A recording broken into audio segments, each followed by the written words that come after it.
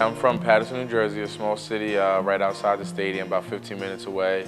It's a gritty city, a city that's, may not be the safest at times. And, just growing up there just shaped me and molded me into a person that, can withstand some battles and understands where I come from and understands that, not a lot of people get this type of opportunity to play their sport and play at a professional level. And I'm just glad to be one of the guys to represent my town, to represent where I come from, and give the kids a sense of hope. I just want them to be inspired, to come out of the book and feel like, this guy came from, the similar background, or similar neighborhoods that I grew up in, and he stayed focused and he made it out no matter what negativity was thrown at him. And I feel like kids need to hear that story and need to be able to read things like that and be able to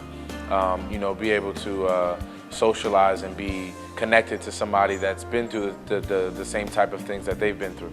I think some of the stories from my childhood that I can't wait for the readers to read is how, I did karate early on. I was a black belt in karate at a young age, and just kind of some of my stories when I was growing up and how, some of these kids weren't around for a lot of my childhood, and some people, kind of disappeared, and some kids unfortunately passed away at a young age. So I think a balance of the good sports stories and some of the things that went on in my personal life I'm excited for the readers to read and get to know me on a more personal level. Being half Puerto Rican is huge to me. It's one of the things that I look at in my daily life and want to be more in tune with, and just remind everyone that it's cool to represent your culture. It's cool to be Hispanic. It's cool to go out and dance when you feel excited about something, and I want to be a representation of that. And just growing up and being around my grandmother who was an avid Puerto Rican and loved being Spanish and loved to dance,